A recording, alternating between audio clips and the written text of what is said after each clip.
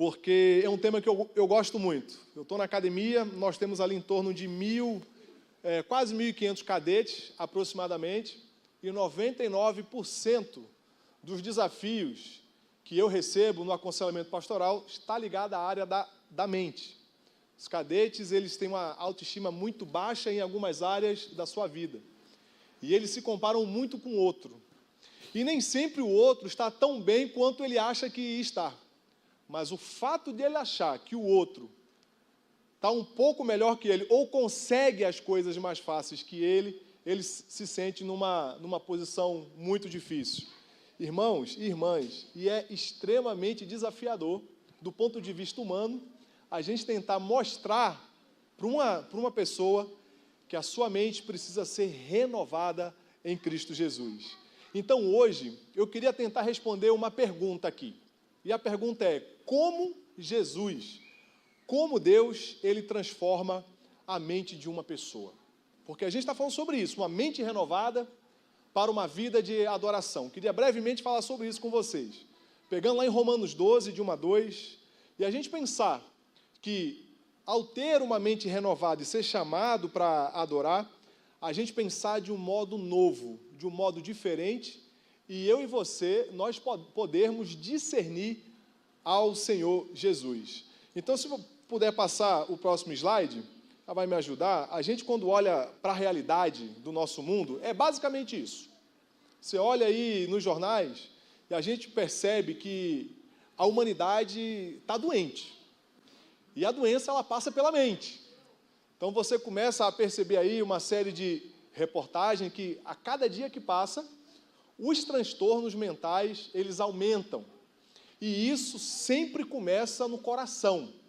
Isso sempre começa na mente. Se puder passar aí o próximo slide, existe um mapa mundial aí de uma média, onde as pessoas mais gastam ou investem o seu tempo. E pasmem, no Brasil, nós somos o segundo país no mundo que gastamos tempo diante das telas e não percebemos que a tela é uma fonte de semeadura de sementes. São ideias que vão sendo colocadas na nossa cabeça e que, com o tempo, a gente se percebe um pouco doente, um pouco, como é que eu posso dizer? Com a cabeça estragada. Eu não sei se vocês já perceberam que nós nunca tivemos tantos livros para vender. Está fácil. Não sei se vocês já viram, a turma pastoral conhece um aplicativo chamado Logos Bible. É uma biblioteca digital. Uma biblioteca que, do ponto de vista físico, 1 milhão não daria para a gente comprar todos aqueles livros. E você consegue pagar ali R$250 por mês, você tem acesso a todas as bibliotecas do mundo. Eu tenho um amigo que ele é capelão também, ele é pastor, hoje é pastor em São Paulo, mas é capelão lá no Rio Grande do Sul. Ele dizia: Wesley, olha, assina o Logos Bible. Eu falei: tu está ganhando dinheiro, não é possível, não pode me ver, assina. Mas por quê? Cara, aqui ó, eu consigo pegar os sermões do Tim Keller. Todos os sermões, é a palavra que eu quero, eu consigo citar, ou seja, ele tem tudo diante de si. E é verdade, nunca se teve tantos livros, nunca se teve tanta informação, nunca se teve tantos cursos sendo oferecidos, tantos podcasts, tantas tecnologias, mas me permitam fazer uma pergunta para você, de uma forma pessoal. Será que a informação produz transformação? Será? Bom, deveria, né? Deveria. Então, é possível alguém estudar durante muitos anos, conhecer profundamente as Escrituras e continuar pensando exatamente como o mundo? Vocês acham que isso é possível? Infelizmente, sim. A gente brincava quando estava no seminário, de teólogo o inferno está cheio também. Sabe muito, sabe mais do Satanás que o próprio Satanás. Porque eu tenho muito conhecimento. Eu vou contar alguns poucos. Eu sou neto de pastor, sou filho de pastor, e o meu sogro é pastor. Não tem como ter experiência fora do meio pastoral. E o meu sogro, ele foi pastor no município ali do Rio de Janeiro chamado São Gonçalo. Quem conhece São Gonçalo? Glória a Deus, só tem vencedor aqui. E uma vez ele virou para mim, ele já saiu do ministério, né, já está se aposentando no nosso meio. E ele falou assim: Wesley, você não sabe o que aconteceu com o diácono lá da igreja? Eu falei: o que, João? Fala aí comigo. Rapaz, aí ele falou o nome lá daquele diácono. Rapaz, o cara, ele é muito doido. Mas o que aconteceu? Ele virou para mim e falou bem assim: pastor, eu estava com um problema em casa, um vazamento de água daqueles horríveis. Eu chamei um profissional ali do bairro, do lado da igreja, ele resolveu o problema da minha água. Resolveu o problema do vazamento e ainda falou para mim bem assim, ó, se você quiser, eu tenho uma tecnologia da NASA que vai diminuir a conta. Ele virou para o profissional e falou assim: cara, eu sou crente, eu sou diácono, eu não posso fazer, mas se você quiser fazer, fica tranquilo. Ele virou para o pastor, para o pai da minha esposa e disse: olha, se o senhor quiser, a gente pode economizar a conta da igreja. Aí o meu sogro já foi: irmão, o irmão está louco. O que eu estou querendo dizer? Era um diácono que, no mínimo, tinha uns 30 anos na igreja, conhecia muito da Bíblia, sabia quem era Jesus, tinha muita informação, mas, infelizmente, não tinha sido transformado pelo Senhor. A sua mente ainda funcionava no parâmetro da mente do mundo. Era a lógica do mundo. Então, foi exatamente, irmãos, o que o apóstolo Paulo, que nós vamos entrar aqui no texto, se os nossos irmãos puderem passar aí o próximo slide, foi exatamente o que Paulo fez. Paulo, preocupado com essa questão de ser crente e, ao mesmo tempo, estar andando num padrão mundano, que ele quis atacar. E nós estamos aqui nessa noite, nessa aula magna, para aprender a palavra do Senhor. Mas para aprender, para ser transformado, para que nós não possamos viver mais no padrão do mundo, mas no padrão do nosso Senhor. É por isso que aqui em Romanos 12, de 1 a 2, essa versão aí é da NVT, ele fala o seguinte: portanto, irmãos, suplico-lhes que entreguem seu corpo a Deus, por causa de tudo que Ele fez por vocês, que seja um sacrifício vivo, do tipo que Deus considera agradável. Essa é a verdadeira forma de adorá-lo. Próximo slide. E aqui o verso 2.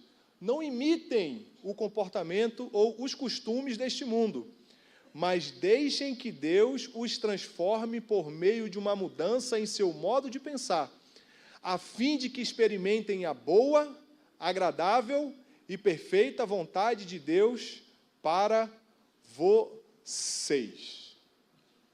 É isso. Então, o apóstolo Paulo está preocupado com isso. Olha, é possível, talvez, o sujeito ser crente e ter um padrão errado. É muito interessante que o apóstolo Paulo não começa pelo comportamento. Ele poderia falar: não, para de fazer isso, muda os seus valores. Não, Paulo está começando por um outro caminho. Ele está começando pela mente e não pelo comportamento. Você sabe por quê, irmãos? Você é fruto das suas crenças. Você faz o que você faz por causa das crenças que estão dentro e operando dentro do seu coração. Lembram lá no Éden, o diálogo da serpente com a Eva? A Eva comportou primeiro errado ou ela foi convencida pela serpente a pensar diferente? Primeiro a serpente conquistou foi a cabeça. Estamos aqui diante do general de exército. O senhor já serviu na Iugoslávia uma época, né? A gente sabe muito bem, irmãos, para vencer um inimigo, não precisa ficar derramando bomba, não. É só conquistar a cabeça deles. Pessoal aqui na igreja, pastor, tem a doença do dorama? As irmãs aqui veem dorama? Não, ninguém vê. Todo mundo aqui só vê desenhos bíblicos, 3 palavrinhas, o apóstolo Paulo, enfim. Mas a gente aprende com o tempo que as grandes potências mundiais se utilizam de um artifício chamado de soft power. O que é o soft power? São formas de conquistar a cabeça de uma outra população por meio de coisas agradáveis. Então eu vou colocando filminho agradável porque eu vou gostando mais da cultura do outro do que não da minha. Isso é coisa do mal, viu, irmãos? Você começa a andar com um determinado grupo que usa uma determinada coisa, aquilo ali vem com uma pressão muito forte, ou seja, as coisas vão se transmutando e elas começam primeiro no nosso pensamento. Tem um livro do John Stott, vale a pena, irmãos, é um livro curtinho, chamado Crer é Também Pensar. John Stott já faleceu, um pastor anglicano, ele dizia que a conversão cristã produz uma nova maneira de pensar. Quem anda com Jesus pensa diferente. Isso é extraordinário. Sabe o que é isso, irmãos? Isso aqui é evangelho. Deus, ele muda a nossa maneira de enxergar pecado. Deus muda a nossa maneira de enxergar o próximo. Deus muda a nossa maneira de ver o sofrimento. É verdade. Vocês já foram em velório de crente, é diferente, né? No velório de crente, eu lembro quando eu estava em Brasília, a gente fazia muito velório lá. E eu, pastor, marinheiro de primeira viagem naquela região, eu cheguei para o soldado, leva o violão. A gente chega lá, aí eu descobri que a família não era crente. Foi, toca o violão aí, o soldado tocou, porque ele... Eu fiquei o velório inteiro cantando sozinho, eu queria já deitar junto com o defunto. Quando acabou, como é que o senhor canta aqui? A gente está aqui chorando. Aí eu comecei a perceber que a mentalidade daquela família não era a mesma mentalidade do Evangelho. Nós choramos quando um ente nosso parte ou alguém parte, mas nós, ao mesmo tempo, exaltamos, porque nós acreditamos na ressurreição da vida. Quando nós passamos em frente ao cemitério, nós podemos ficar um pouco com o coração entristecido, mas, ao mesmo tempo, nós temos a certeza que para nós nascermos de novo com Cristo, nós teremos que passar pela morte, mas nós venceremos. Isso é mudança de mentalidade. Isso aqui é mente renovada. Então, irmãos, a grande questão que fica, puder passar o próximo slide, fazendo um favor, é essa imagem aqui, ó. Quem molda você? Quem molda você? Não, veja bem, pastor, na verdade, eu escolho. Talvez você faça uma pergunta errada. Talvez, volta e meia, você se pergunte, eu estou sendo discipulado? Não, essa pergunta está totalmente errada. A pergunta é, quem está discipulando a sua mente? Quem discipula você? São as redes sociais? São os algoritmos digitais da internet? São as universidades? E os nossos jovens que saem da igreja crente, vai para a universidade, não fica crente. Eu sempre falo para os cadetes do primeiro ano, a minha missão com vocês é vocês cruzar o portão crente. Vocês têm que passar 4 anos aqui e saírem daqui crentes. Quem está discipulando você? Essa é a pergunta. E Paulo diz, pode passar mais uma vez aí o slide. Não, podem ler, irmãos? Não se amoldem ao padrão deste mundo. Irmãos, lá na igreja de Niterói tem uma igreja chamada Igreja Betânia. Era uma igreja em células, uma igreja forte. Foi a igreja que, inclusive, o Caio Fábio passou muitos anos lá, uma igreja que cresceu muito, mas uma igreja em células.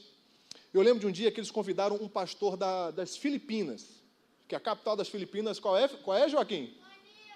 Manila. É isso aí, Manila. E ele dizia como é que ele começou a evangelizar aquele lugar. Eu ensinei para ele, tá, gente? Aí ele só está repetindo. Então,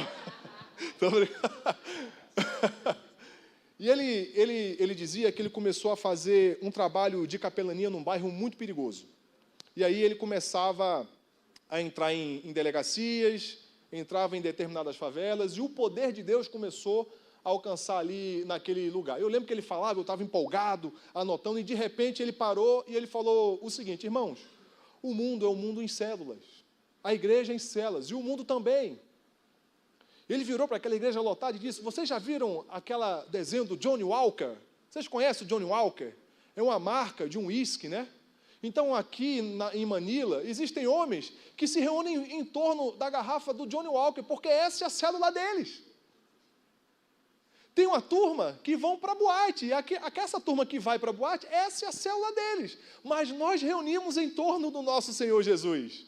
E a nossa missão é resgatar aquelas pessoas das falsas células e trazê-los para perto do Senhor Jesus, porque o mundo sempre caminha com células, o mundo sempre caminha com grupos. Então ele dizia, não se amoldem a esse mundo, a gente não fica solto.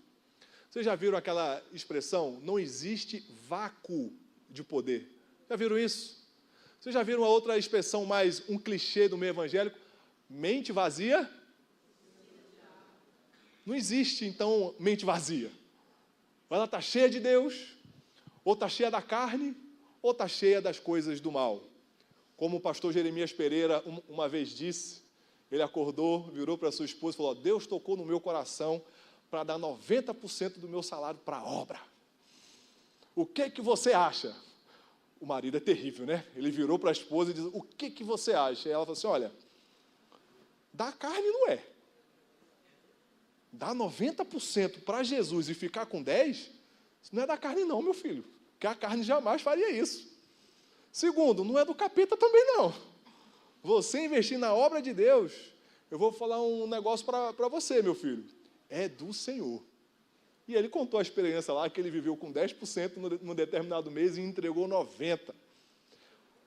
Não se amoldem aos padrões ou ao padrão deste mundo. A pergunta que eu deixo para você aqui nessa noite, quem está vencendo a batalha da sua cabeça? Quem está vencendo a batalha na sua mente? Aí eu queria te convidar um pouco a gente entrar aqui no apóstolo Paulo. A ideia é essa. A gente pegar da Bíblia as lições do Senhor para o nosso coração. Se o irmão puder passar o slide aí, eu agradeço em nome de Jesus. Vamos ficar um pouco parados nesse slide e a pergunta é, o que Romanos 12, de 1 a 2, está ensinando?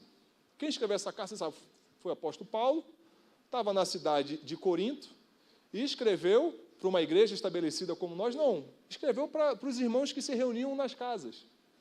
E na igreja havia basicamente dois grupos de pessoas. Eram judeus e eram pagãos, eram gentios.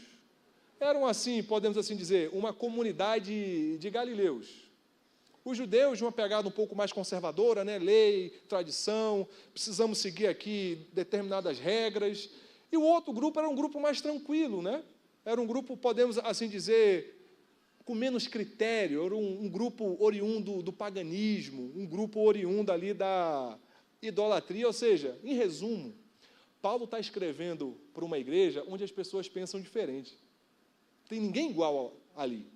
É gente de tudo quanto é lugar, como nós aqui hoje, eu creio, nós somos aqui de várias origens, de várias histórias, com várias experiências, um com experiências mais tranquilas, outro com experiências mais severas. Uns aqui já teve uma experiência especial com o Espírito Santo de Deus, outros aqui já conseguiram ler a Bíblia, outros aqui aprenderam a discernir e a ouvir a voz de Deus. Nós temos aqui pessoas com muitas experiências e com muitas tradições, mas mesmo assim nós estamos aqui. E Paulo está olhando para essa igreja e está levantando esta bola, este assunto. Olha, vocês precisam mudar a mente de vocês. Vocês precisam mudar o padrão da vida de vocês para vocês serem como Jesus deseja. E Romanos tem uma estrutura extraordinária. Romanos aqui tem 16 capítulos. Do capítulo 1 ao 11, o apóstolo Paulo ele vai tentar responder uma pergunta. E a pergunta que ele vai responder é, o que é o Evangelho? Que negócio é esse? Quem é Jesus? E do capítulo 1 ao 11, ele vai desenvolvendo o que alguns teólogos chamam de, ou alguns estudiosos, dos indicativos da fé. Já ouviram falar nisso? Tudo aquilo que Deus fez em Cristo.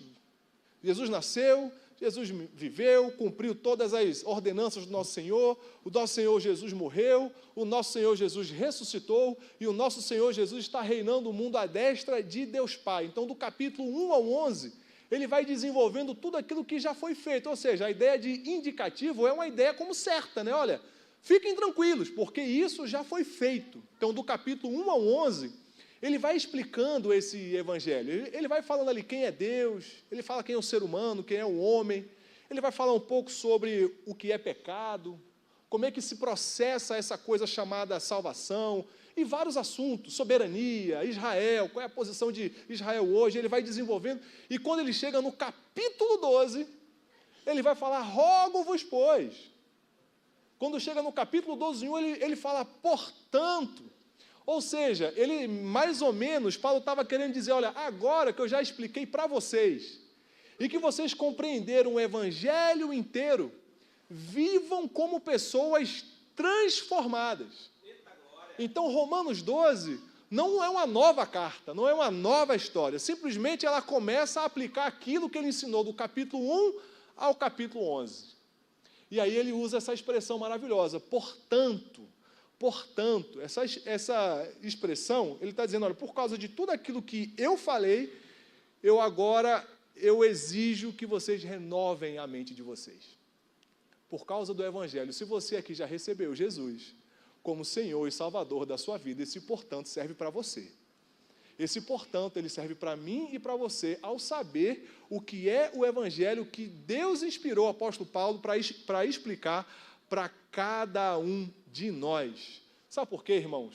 O capítulo 12, ele está no ponto proposital, porque sem Evangelho não tem como mudar a mente. Não tem como eu tentar mudar a mente primeiro para depois saber quem é Jesus. Eu preciso aceitar Jesus para que eu tenha a minha mente renovada. Então, o Evangelho é a pressuposição.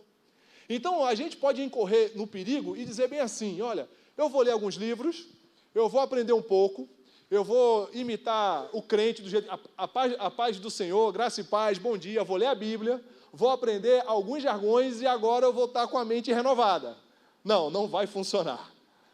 O apóstolo Paulo está dizendo que é impossível viver uma renovação de mente, a renovação da mente, sem o Evangelho. E a pergunta que fica é, por que Paulo fala da renovação da mente? Pastor, por que ele quis falar desse assunto? Pode passar o slide. Está aí um bom assunto. Você sabe por quê, irmãos? Por que Paulo está... Ele poderia falar, santifiquem-se, orem mais, façam jejuns, façam orações. A pergunta que fica é, por que é que Paulo, ele levanta esse tema? Você sabe por quê, irmãos? Porque o problema do ser humano começa na mente. Ele vai citar aqui 2 versículos no capítulo 1, que eu não vou projetar. Ele vai começar a desenhar um homem que rejeita a Deus. O homem que rejeita a Deus, ele tem a sua mente obscurecida. É o homem que está em trevas. Romanos 1, 21, Paulo diz, olha, tornaram-se nulos em seus próprios raciocínios. Olha, ou seja, a maneira de pensar deles sempre vai dar errado. A forma que eles interpretam a realidade vai dar ruim. A gente que é militar, então, o general está aqui, aqui tem muito, né? Um monte de cadete, quando eu venho, vou lá no Emanuel, vai na igreja do meu pastor. O senhor está forte lá. E aí, uma coisa que a gente vive muito, né? Quando nós estávamos em Brasília, saiu a nossa vinda para cá. A gente ficou feliz, deu glória a Deus, aleluia? Que nada, com raiva de Deus. Deus, tanto pecador na capelania, logo eu. Estou aqui. Um orgulho, né? E aí eu lembro que a gente ficou triste uns dias. A minha esposa participava lá de um grupo de orações de senhoras ali na Asa Norte. Aí um dia ela estava lá quieta na dela, bebendo da palavra de Deus. Ela falou para mim, Wesley, aconteceu algo pentecostal comigo. Falei, glória, aleluia, hoje vai. E aí ela falou que ela estava sentada, uma irmã se levantou, foi em direção dela, apontou o dedo em riste e disse, Deus manda te dizer que o lugar da tua obediência é o lugar da tua prosperidade. Aí ela tomou aquela soco na boca do estômago, e aí ela dividiu comigo, eu falei, não gostei não, mas tudo bem. E aí, passados já os dias, eu sempre pregava num hospital lá de Brasília, e tem um hospital das Forças Armadas. E aí um irmão falou bem assim, um irmão da Assembleia de Deus, pastor, vamos pregar segunda-feira? Eu falei, varão, segunda-feira é folga pastoral. Não dá, não, vamos lá, pastor, vamos lá, vai ser bênção. E eu, como um homem da casa, pensando em alguns desafios que ia passar de ordem material, de ordem financeira. Vai lá, pastor, vai ser bênção, o senhor vai pregar. Eu falei, eu vou pregar também sobre o Espírito Santo, vai descer fogo lá. E foi maravilhoso. E aí ele chegou, o senhor só tem 10 minutos para pregar. Eu falei, não dá, irmão, para falar sobre o Espírito Santo é um negócio... E foi maravilhoso. Quando acabou o culto, esse irmão falou assim, olha, eu queria convidar aqui o pastor fulano de tal para orar pelo pastor Wesley. Aí, porque ele está indo embora para a academia, não sei o quê. Não, tá bom, para resumir, irmãos, eu falei, eu posso ficar de joelhos? Eu fui lá e fiquei de joelhos. Rapaz, um irmão lá se levantou, era um pastor, e começou. Deus começou a liberar lá algumas revelações, e Deus dizia, Deus me mostrou um jovem preocupado com sustento. Vá para onde Ele está mandando, porque onde você for obediente, Ele vai te sustentar. Eu lembrei a mesma palavra. Foi Deus. Enquanto isso, o Satanás corria por trás. Satanás, eu estava um dia no Mackenzie, meus filhos estavam de graça no Mackenzie. Aí chegou um amigo meu, um oficial, vamos reagir, pastor. Você vai ser passivo? Você vai deixar? Vai assim embora para Resende, assim, sem brigar? O homem de Deus é guerreiro. Olha só, o homem de Deus é guerreiro. Entra com um documento, reage. Você tem um filho com teia. Não, as coisas... na mesma hora, sabe o senhor? Segura a onda. E me alegrou. Porque era exatamente aquilo que eu queria. E aí eu chego lá na igreja, irmãos, a gente estava em Brasília, né? O irmão da igreja, tem um contato aqui do assessor do José Sarney. Eu falei, está vivo? Ele falou, pastor, não sei se está, mas eu tenho um contato. Aí um dia eu estava no Mackenzie de novo, o capelão do Mackenzie, pastor, olha aqui esse contato, agora ele resolve. Eu falei, rapaz, o diabo não estava usando esses irmãos não, tá, irmão? Eram as circunstâncias, a gente sentiu o desejo de que essas pessoas queriam que nós ficássemos lá, mas sabe, queridos, Deus, Ele queria que nós saíssemos de lá. Graças a Deus que Ele não permitiu que a minha cabeça e a cabeça da Emily estivesse fincado no padrão ou no molde da carne. A gente veio para cá por obediência. E teria que vir de qualquer jeito. No exército não adianta desobedecer, vai apanhar. Mas aí levanta essa pergunta, pastor, então por que o apóstolo Paulo, no capítulo 12, está levantando esse assunto? Por que é necessário renovar a mente? Seu irmão, tem essa imagenzinha aí, ó. Às vezes, a maior faxina que precisamos fazer não é em casa, não é verdade? Às vezes, a maior faxina que nós precisamos fazer está dentro do nosso coração. Então, irmãos, o apóstolo Paulo está dizendo que o homem e a mulher, ele se perde, ele cai, ele falha primeiro no seu coração. Primeiro ou na sua mente. Então, quando chegamos aqui no capítulo 12, olha, já que o homem está doente na sua cabeça, o seu pensamento ele é reprovável, a sua forma de raciocinar, a sua visão de mundo é uma visão anti-Deus. Porque o homem ele quer ser adorado, né? Então ele se coloca no centro, e aí ele apresenta a solução. Ele vai desenvolvendo do capítulo 1 ao 11, dizendo, olha, o pecado corrompeu a nossa mente, mas louvado seja Deus que Ele enviou Jesus para renová-la. Nós podemos ter a nossa mente renovada, nós não tínhamos solução, nós estávamos perdidos, mas louvado seja o Pai que enviou o Filho, e é em Cristo Jesus que você vai renovar a sua mente nesse seu período aqui de ensino. É o Senhor Jesus, é Ele que muda, é Ele que quebra, é Ele que vai tirando aqueles valores que foram introjetados desde a nossa infância. Ele conhece o nosso interior, Ele conhece o nosso consciente, Ele conhece o nosso inconsciente, Ele sabe de tudo, Ele esquadrinha tudo. Então Ele tem poder de transformar a nossa vida por inteiro para que nós possamos ser adoradores.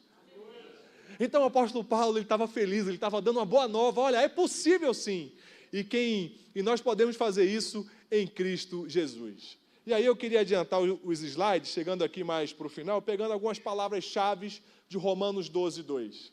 E aí ele usa aqui algumas palavras. A primeira delas é, não imitem o comportamento do mundo. Irmãos, vocês sabem que imitar é uma das formas de ensinar. Não é verdade? Meus filhos, por causa da Copa do Mundo, só vivem fazendo aquele su do Cristiano Ronaldo. Ou coisa chata, então a gente fica nervoso. O que é isso? De tanto ver, de tanto colocar lá a tela lá, eles imitam. Imitam. Teve um dia que eu fui pregar lá em Brasília e eu fiz um apelo, fiz apelo. E coloquei as mãos. Quem é que estava do meu lado fazendo apelo, impondo as mãos? O Joaquim junto. Eu olhei, tá tudo bem? Só faltou falar, vamos orar. Então, Paulo, ele está dizendo, irmãos, que a imitação é um negócio poderoso. Uma pessoa que vive uma vida escandalosa tem um poder muito grande de atrair muitas pessoas, mas um homem que vive uma vida santa tem um poder muito grande de atrair as pessoas também. E ele usa essa palavra aqui, no original, ele dá uma ideia de esquema, ou molde, né? Olha, o mundo tem um molde.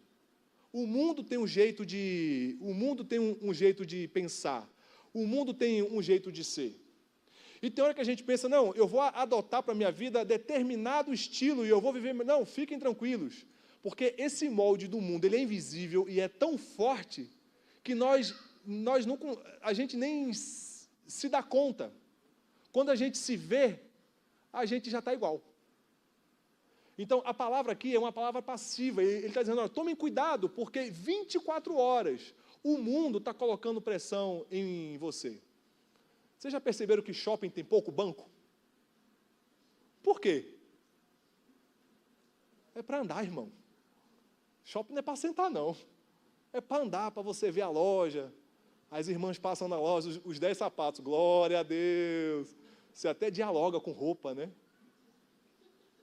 Você vai no supermercado, um supermercado bom aqui de Resende, os produtos mais caros estão na altura dos seus olhos. Você vai no supermercado, as luzes são brancas para você não ter noção de tempo.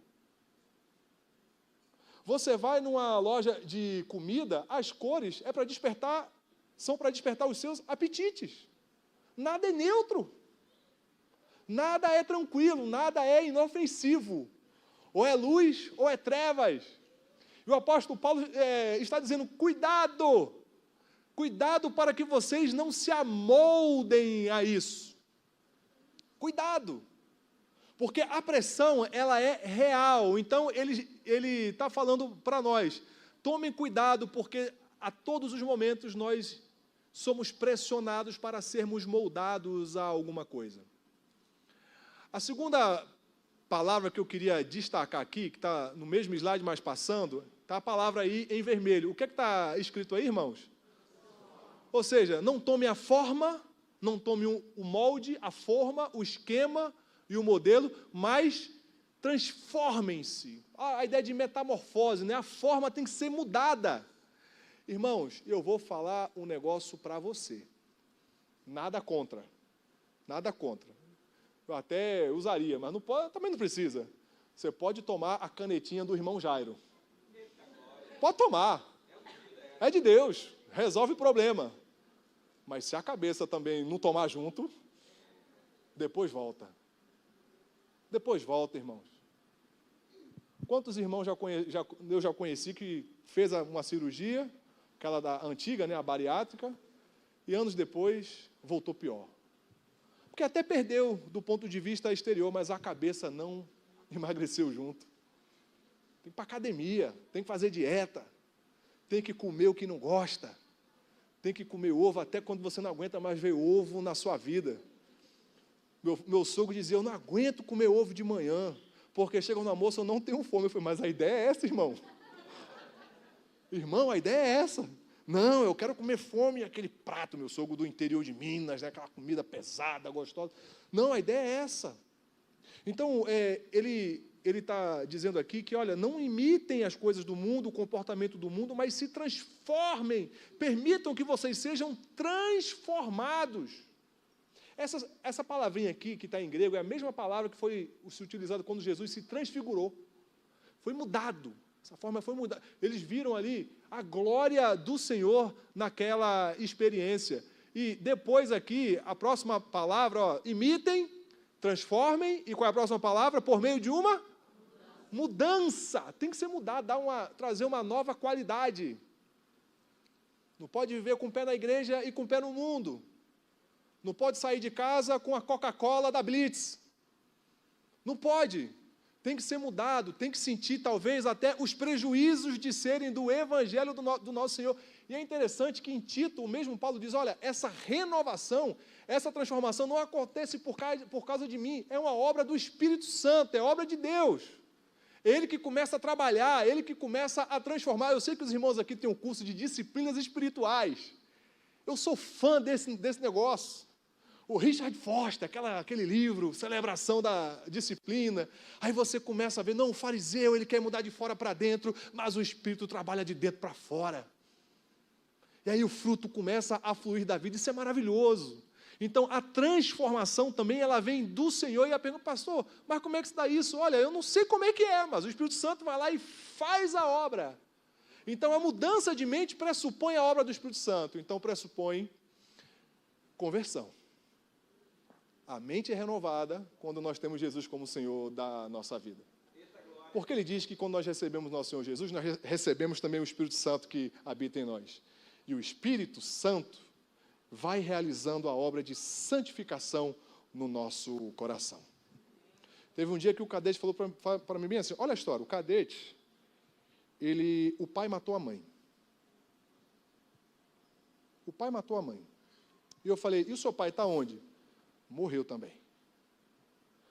Morreu aonde? Numa rebelião em Bangu. É mesmo? E por que você está conversando aqui comigo? Olha, porque eu já fui em tudo quanto é religião, você é o próximo, eu queria que você me ajudasse. Eu converso com ele uma vez por semana. E ele sempre dizia, olha, pastor, podem ter 10 opções.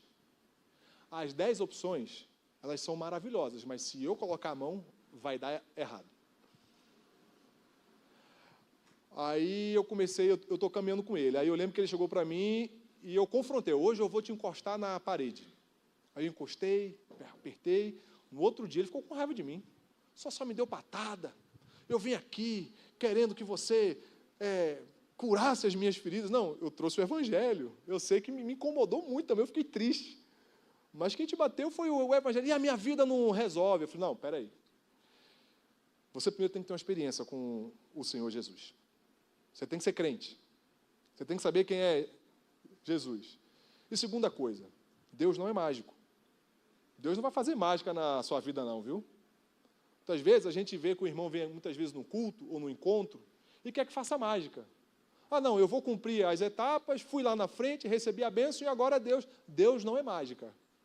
Deus é processo e transformação na nossa vida. Então, os hábitos ruins, eles vão sendo desarraigados, mas leva tempo. Leva tempo para a gente conhecer a miséria onde nós vivíamos. E a gente saber que o fruto do Espírito não sou eu quem produz, mas é o Espírito que produz na minha vida e na sua vida. Isso é mudança.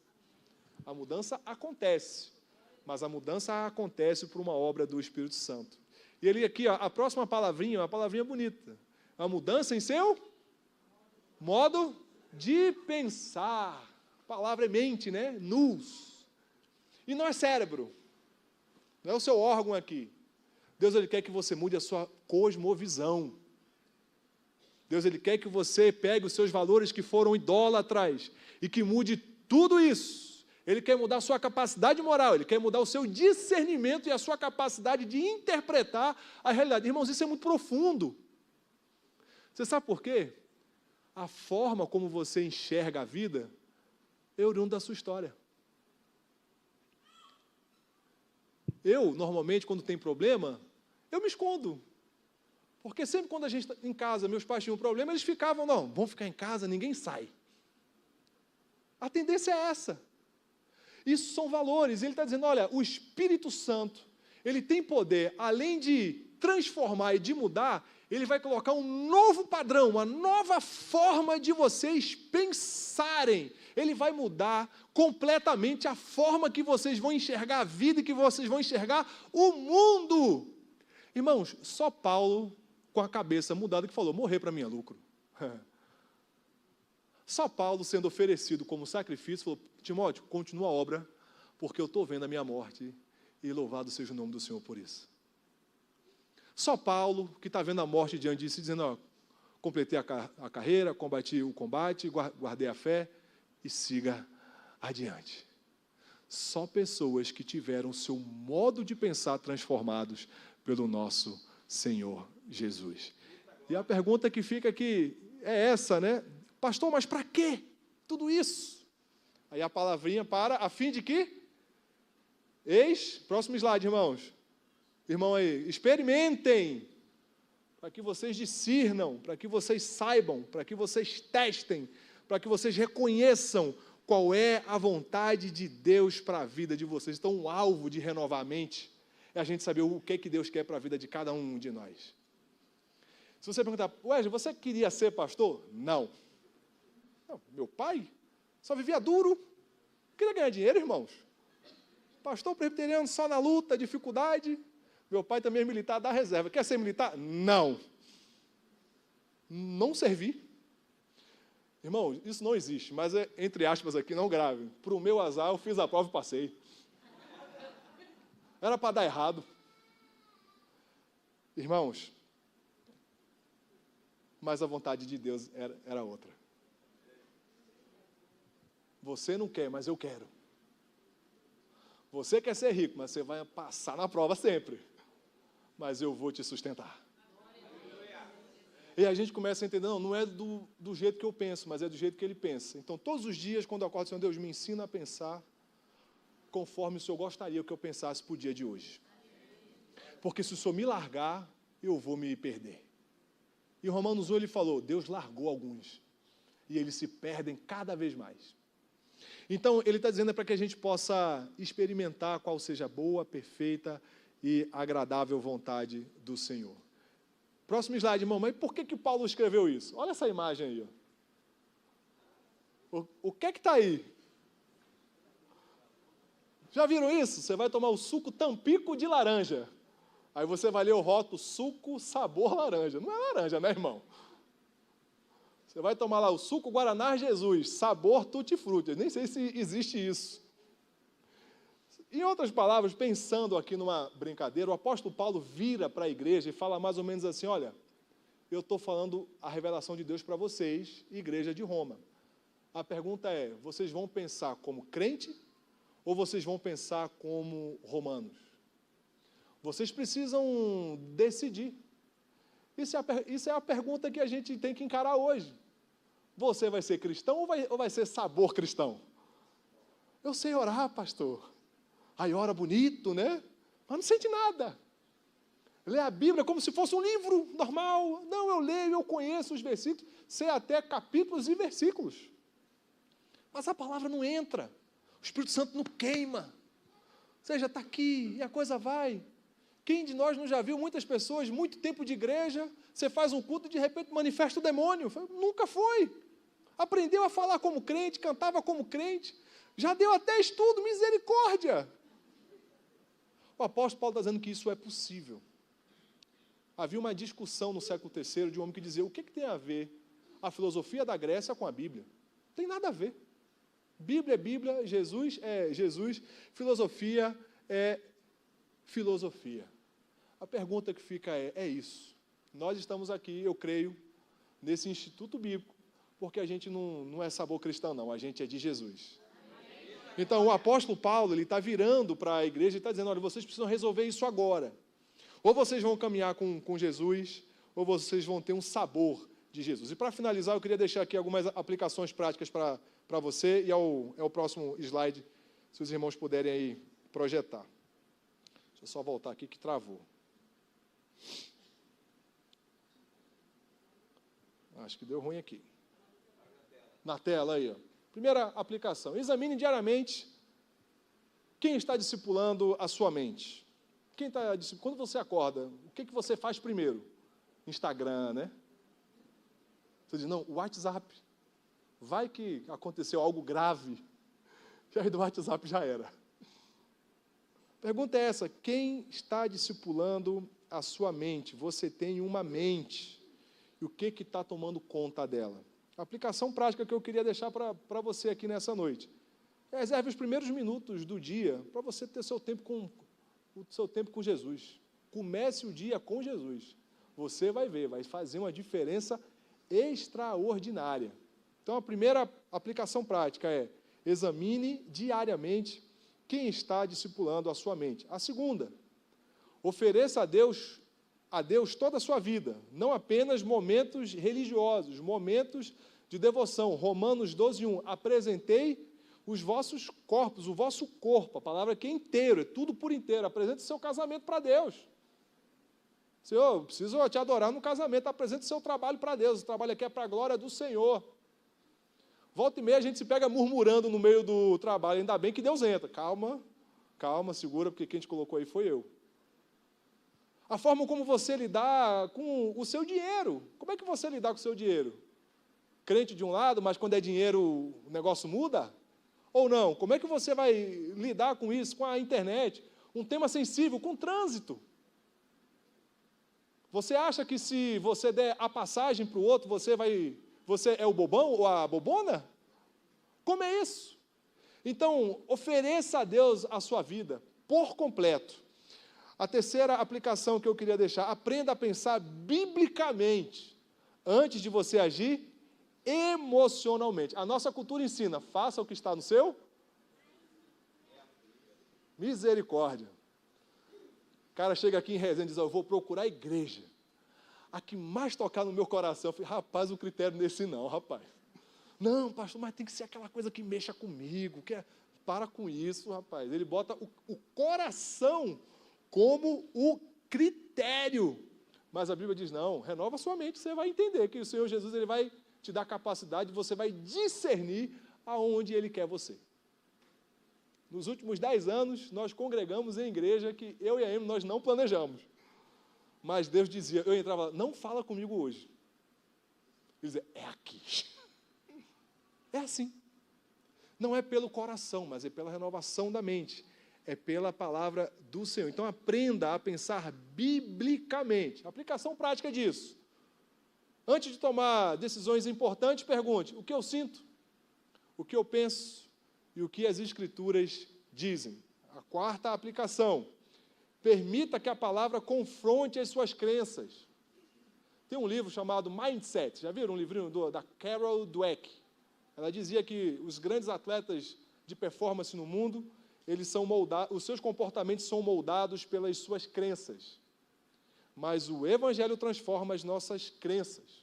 Isso que é o mais importante. Então, teste a sua crença na área de novo, dinheiro, casamento. Coloca lá, como é que eu estou lidando com isso? Pense nisso. A quinta aplicação, nunca pare de ser transformado. Não tem estágio final. Nós vamos estudar sempre, nós vamos crescer sempre. Então, em nome de Jesus, lê a Bíblia. Lê a Bíblia todos os dias, toda hora. Resolva estudar um livro da Bíblia. Pega um livro que você nunca imaginou que iria estudar. Ageu, pequenininho, profundo. Entra lá na Bíblia. Entra no Apocalipse, entra no Salmo, mas queira mais da palavra do Senhor. Boas leituras. Cultura da prestação de contas. Coloca alguém para você falar que você está passando umas dificuldades também. Toma cajadada lá do irmão. Então, nunca pare de ser transformado por Deus. Penúltimo, faça da contemplação de Cristo seu principal hábito espiritual. E o último, viva num culto permanente ao Senhor. Aleluia. Então, a sua mente vai ser renovada dessa forma. Você entendendo que o Espírito Santo está aqui para mudar o seu coração, a sua forma de pensar. E a minha oração, concluindo aqui, pode colocar o último slide? Eu gosto de botar essa imagem aí para você orar por nós. É que, ao terminarem esse semestre, vocês tenham conhecimento, mas, sobretudo, que a vida de vocês sejam transformadas pelo Senhor Jesus. Que todos vocês, que todos nós saímos daqui no molde, e que o molde seja o nosso Senhor Jesus. A minha oração é essa, que quando nós fizermos isso, a nossa vida será uma vida de adoração. Orem por essa família, nós precisamos muito. Estamos felizes, muito molhados ali, extremamente cansados por causa deles. Mas nós entendemos que é o nosso ministério. Quando você sempre pensar, capelão, ore pelo nosso trabalho, ore pela nossa vida, porque nós somos missionários. Eu nasci em Recife, não parece, mas eu nasci em Recife. A Emily nasceu em Niterói. Ele nasceu no Rio, e esse aqui nasceu dentro de uma casa lá em Manaus. A nossa vida é essa. E quantas vezes nós nos sentimos sozinhos? a nossa mente fica parada, precisa ser renovada. Então, Catedral Emanuel, meu pedido aqui encerrando, agradecer pastor André aqui pela oportunidade, pastor Rodrigo, Marilene. Sempre quando pensarem no Wesley, vamos orar pela vida daquele irmão, porque aquele irmão está precisando. Que Deus abençoe profundamente a vida de vocês. Estou à disposição, quando precisarem, para a gente trocar uma ideia, orar, conversar um pouco a respeito da palavra de Deus. Obrigado. Deus abençoe os irmãos.